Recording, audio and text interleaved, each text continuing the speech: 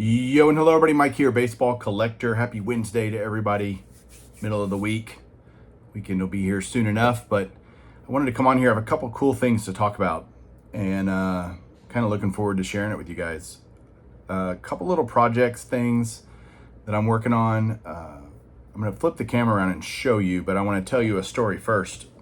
We all like stories. The story is a number of weeks ago, probably 3 weeks ago now. It was pre-Dallas show, I can tell you that. And I went to church and saw a buddy of mine at church that I know is into cards. In fact, he's been to the Dallas show a couple of times. So I went up to him and I said, hey, his name's Ted. I said, Ted, are you going to the show the next weekend? And he said, no. In fact, I kind of got some extra stuff. He does primarily sets from the 50s. Build sets, raw sets. So Jake, you would love him. But he builds raw sets from the 50s in honor of his dad, because that's what his dad really liked. And I just think it's so cool. He has some really great stuff. And he said, I got some extra stuff I'm trying to sell because my son's going to graduate school, not like looking to sell them, but I could use, it wouldn't hurt kind of thing. I said, well, hey, I might be your guy. And so I said, hey, if you get a chance, give me a call. We happen to work in the same office building.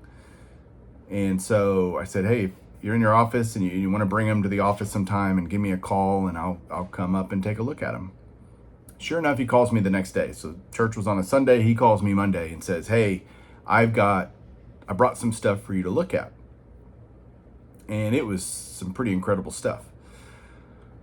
He had a Mantle rookie. He had a 52 Bowman Mantle. He had a 52 Bowman Mays. He had 54 Topps Ted Williams. He had all kinds of stuff. Ironically, other than the 52 Bowman Mays, I had almost everything that he had. And they were okay shape. They're raw, so none of them were just screaming at me, beautiful card, except for one, which I will show you in a second. And so I said, I'm interested in these three cards. There were three cards I'm going to show you in a second that I ended up getting from him. And I said, I'm going to get these graded, so let me take them, I think. So here's what I'm going to do. I'll just tell you all the end of the story. I'm going to take these to the National and get them graded. I know it would be potentially a little bit cheaper to send them off.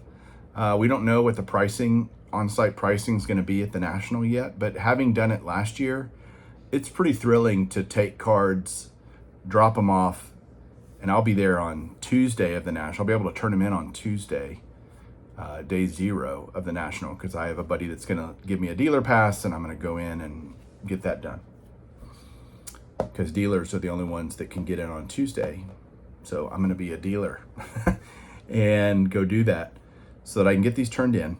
And again, don't know what it's going to cost, but I'm going to guess $200, $250 a card. Maybe. I think it was $250 last year. I'm hoping it's that. I'm hoping it's not more than that. That would make me think twice, but who knows when that pricing will come out. But I've kind of already made my decision because it's so awesome to turn in cards one day, get them back a day or two later, and just have them.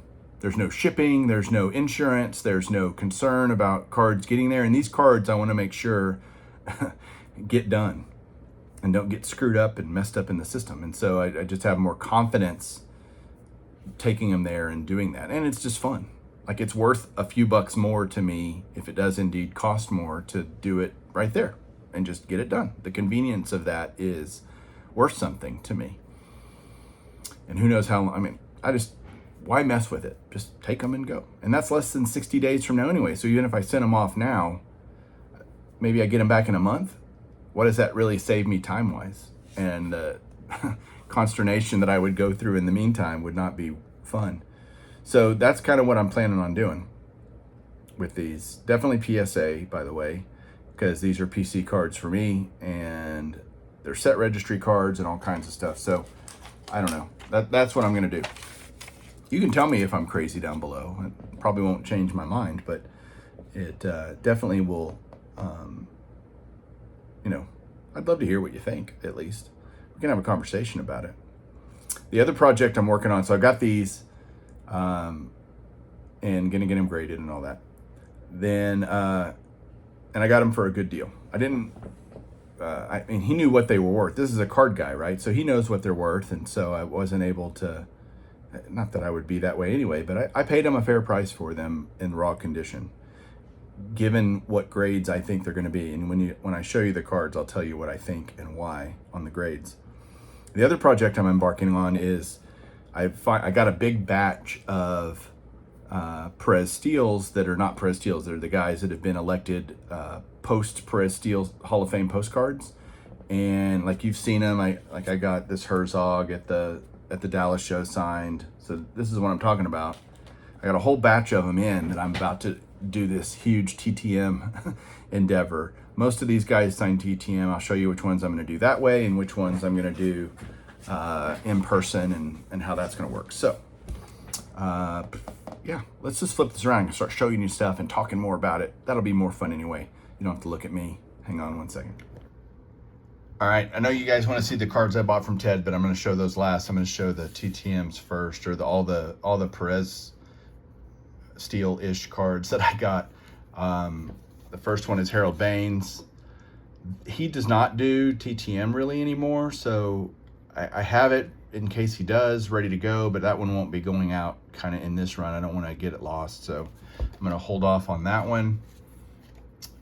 Burt Blyleven does TTM, so his will go out for sure. Wade Boggs is a great TTM signer, and a lot of these, you know, JT's already gotten. I'm kind of late kind of getting these rolling, but JT's gotten a bunch of these already, or not JT, Jake. I keep saying JT. Jake, Legends Never Die. He and I are both doing this, and one of his friends named Will is doing this too. So there's several of us endeavoring on this project. A little Woody sign coming. So yeah, Boggs for sure. Dawson, another great TTM guy. So that one will go out. Eckersley, I just got a TTM back from him that I'm going to show in another video. So this will go out. So this is one here, the next two actually. So Chipper is one of those guys that I'm probably going to get signed at the National, and I think he's $170 at the National. But he doesn't do TTM. I don't live in Atlanta or near there to get his autograph at a game by happenstance or what, you know. The real shot is either through a private signing or the National, and I'm already going to be at the National, so I think Jake and I are both going to get this one done at the National.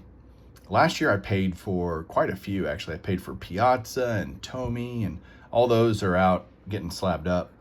But I you know, sometimes you just, you know, yeah, it's a lot of money, but it's a unique item. It's something that I really want for my collection. Sometimes you just pay up for that. I mean, I'd pay $40 if I could, but I can't, so that's what it is. Next up, another one that I'm going to do at the National is Jack Morris. He's significantly less, although he's still like $70. You can buy a Jack Morris autograph all day for $20 on eBay. But I want him on this, and so that's what it costs. It's kind of, I guess that, you know, I had always wondered why people would pay so much to get people like that, but maybe that's why, because they have unique stuff. Jim Rice, though, TTMer, great TTMer, so this will go out to him. And what's cool is I know JT's already gotten a bunch of these, or I keep saying JT, Jake has already gotten a bunch of these back, so that's good. Ariano Rivera, this one may or may not get done in the National. He's actually really, I can't remember what he is off the top of my head at the National. It's a lot. But again, I don't know. I only want to spend kind of so much money on these at the National, so I don't know. Mariano, great. Sandberg right here. He's going out today. I'm going to kind of do these in little clumps, like 3 or 4 at a time. But Sandberg will go out today. I have his address right here, ready to write it up as soon as I'm done making this video. Tony La Russa is going to go out. He signs through the White Sox. You just send it to them. So this one will go out today also.